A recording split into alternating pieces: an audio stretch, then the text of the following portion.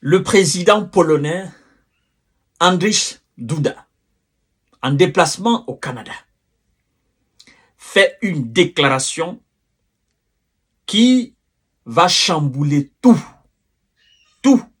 et tout. Mais le Kremlin n'est pas resté silencieux là-dessus. Et ça va augmenter davantage les tensions entre les États-Unis et la Russie.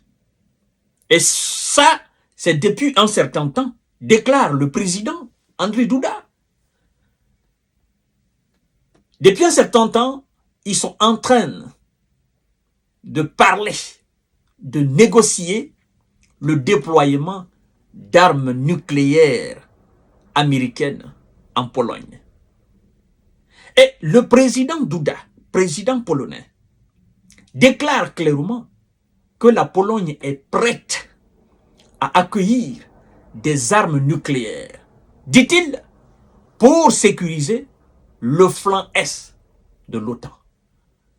Mais l'objectif visé, nous le connaissons tous. La Pologne cherche à avoir cette arme nucléaire pour elle, qui sera synonyme de sécurité totale de la Pologne, puisque la Pologne, en ayant l'arme nucléaire sur son territoire, alors la Russie ne pourra jamais s'attaquer à la Pologne.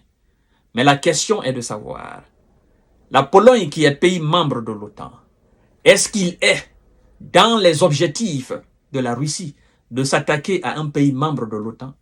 Le président russe a été plus que clair là-dessus, en disant, ça ne fait pas partie de nos prérogatives, ça ne fait pas partie de nos objectifs, ça ne fait pas partie de nos ambitions de s'attaquer à un pays de l'OTAN. Ça, c'est pas notre objectif. Mais, vous savez, l'ambition des États-Unis, parce qu'il faut qu'on dise les choses maintenant clairement, l'ambition des États-Unis, au sujet même de l'Ukraine, était de placer ces armes nucléaires là, en Ukraine. De faire de l'Ukraine un laboratoire américain. Et ça avait déjà commencé. Et je crois que c'est ce qui a été démantelé. C'est ce qui a d'ailleurs conduit les Américains à s'imposer là comme étant le soutien phare de l'Ukraine. Mesdames et messieurs, partagez la vidéo dans tous les groupes possibles. Quelles seront les conséquences de cela? Parce que le Kremlin a réagi au déploiement. Et on se dit, ah voilà, enfin ils avouent. Et c'est d'ailleurs une erreur monumentale de la part des Américains. Parce que c'est un grand prétexte de plus pour la Russie de déployer non plus des armes, n'est-ce pas, nucléaires, non stratégiques. Ça sera des armes dorénavant stratégiques. Parce que souvenez-vous bien, la Russie a déclaré une fois qu'elle va déployer des armes nucléaires non stratégiques en Biélorussie. Vous comprenez? Et ça pour un certain nombre de raisons. Alors, chères dames, chers messieurs, chères demoiselles, partagez la vidéo dans tous les groupes possibles.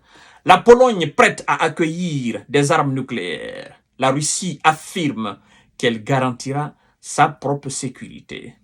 Et vous savez, quand elle dit cela, la Pologne est prête à accueillir l'arme nucléaire pour son territoire, seulement si l'OTAN, dont elle est membre, décidait de renforcer son flanc est face au déploiement par la Russie de nouvelles armes, n'est-ce pas, à Kaliningrad et à Biélorussie, a déclaré le président polonais dans un entretien publié ce lundi 22 avril 2024. Il dit, je cite, « Si nos alliés décidaient de déployer des armes nucléaires dans le cadre de partage, n'est-ce pas, nucléaire sur notre territoire, afin de renforcer la sécurité du flanc oriental de l'OTAN, nous sommes prêts à le faire », a expliqué M. Andrzej Duda au quotidien. Interrogé sur cette possibilité, le porte-parole du Kremlin a affirmé lundi que la Russie garantirait sa sécurité si cela devait se produire. Si les Américains, n'est-ce pas, venaient à prendre le risque à déployer des armes américaines, des armes nucléaires américaines en Pologne, parce que les Français n'accepteront jamais. Alors, les militaires analyseront bien sûr la situation et, dans tous les cas, prendront toutes les mesures de rétorsion nécessaire pour garantir notre sécurité, a déclaré à la presse M. Dmitri Peskov, le porte-parole de Kremlin. Des discussions avec les États-Unis depuis un certain temps. Voilà, des discussions. La Pologne discutait avec les États-Unis, continue toujours de discuter avec les États-Unis. On n'a pas dit la Pologne discute avec la France, encore moins l'Allemagne ou la Grande-Bretagne. On dit la Pologne discute avec les États-Unis. Donc, il s'agit des armes nucléaires américaines, comme c'est déversé un peu partout dans les pays européens. Le chef de l'État polonais, qui se trouve actuellement au Canada après une visite aux États-Unis où il a rencontré notamment l'ancien président Donald Trump et s'est rendu à l'ONU, a ajouté que la question d'un déploiement potentiel d'armes nucléaires en Pologne faisait l'objet de discussions entre la Pologne et les États-Unis depuis un certain temps. Vous comprenez? Voilà. Là, maintenant, c'est clair pour tout le monde. Hein? Ce n'est pas une question d'OTAN. C'est une question des États-Unis. Il a dit clairement, les États-Unis. Parce que les gens ne comprennent pas quand on parle souvent d'OTAN. L'OTAN, c'est rien d'autre que les États-Unis. C'est une machine des États-Unis. C'est une politique américaine mise en place pour seulement museler la Russie. C'est tout simplement ça, au fait. Vous comprenez? Et si les Américains venaient à faire cela, ça sera un très grand danger même pour la Pologne. Mesdames et messieurs, il dit, je cite, « J'ai déjà abordé ce sujet à plusieurs reprises », a déclaré Andrzej Duda, qui avait rencontré en mars son homologue américain Joe Biden. Selon ce dernier, la Russie militarise de plus en plus l'enclave de Kaliningrad. Elle est en train de transférer des armes nucléaires au Bélarussie, deux territoires qui sont voisins à la Pologne. En juin 2023, n'est-ce pas, le président Vladimir Poutine avait annoncé avoir transféré au Bélarussie de premières armes nucléaires non stratégiques. Voilà. Mardi, le premier ministre polonais Donald Tusk doit rencontrer à Varsovie son homologue britannique Rishi Sunak et le secrétaire général de l'OTAN Jens Stoltenberg. Voilà.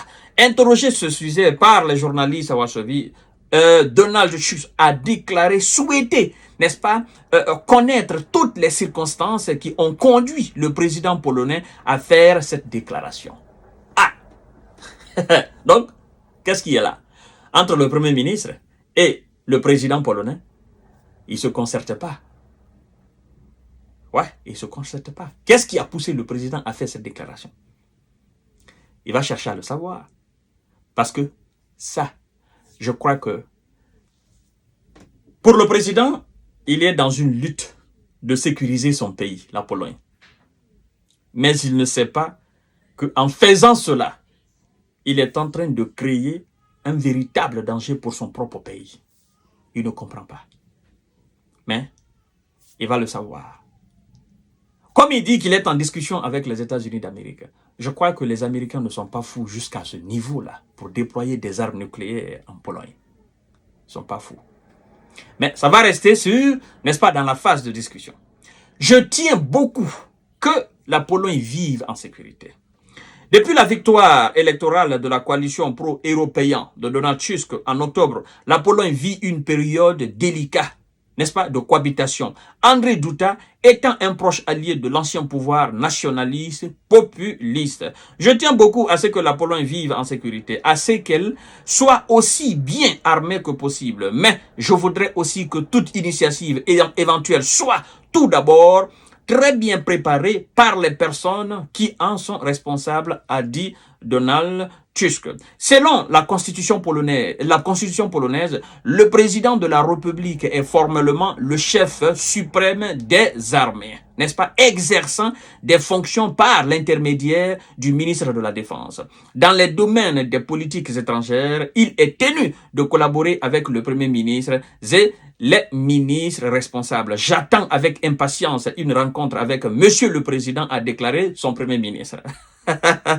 Les deux hommes politiques se sont souvent opposés sur le plan de politique intérieure, mais leur point de vue sur le soutien à l'Ukraine est sur la même, n'est-ce pas, et sur la menace russe sont restés largement similaires. Donc, sur ce point, il y a de divergences. Peut-être que le Premier ministre, n'est-ce pas, n'étant pas au courant de cette déclaration, souhaiterait ou aurait souhaité d'abord débattre ce sujet avec le président dans l'ombre avant qu'il ne fasse une déclaration officielle, n'est-ce pas, à l'extérieur. Alors, chères dames, chers messieurs, voilà comment nous sommes en train d'entrer petit à petit dans cette troisième G.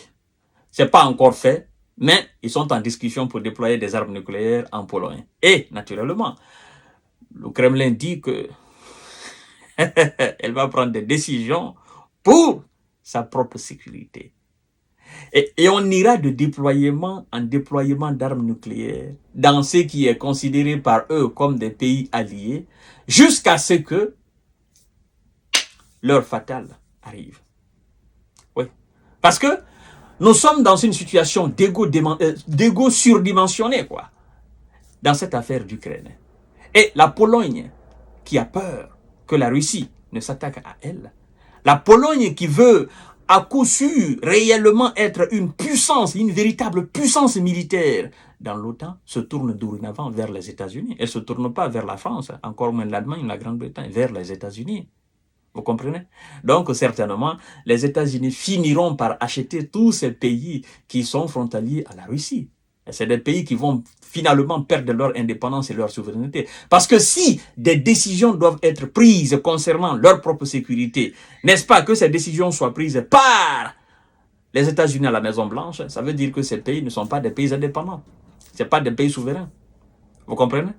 Voilà, mesdames et messieurs. Alors, à tout à l'heure pour notre série d'informations de décortiquage. Ça va chauffer entre le bloc occidental, les États-Unis d'Amérique et la Russie. Voilà.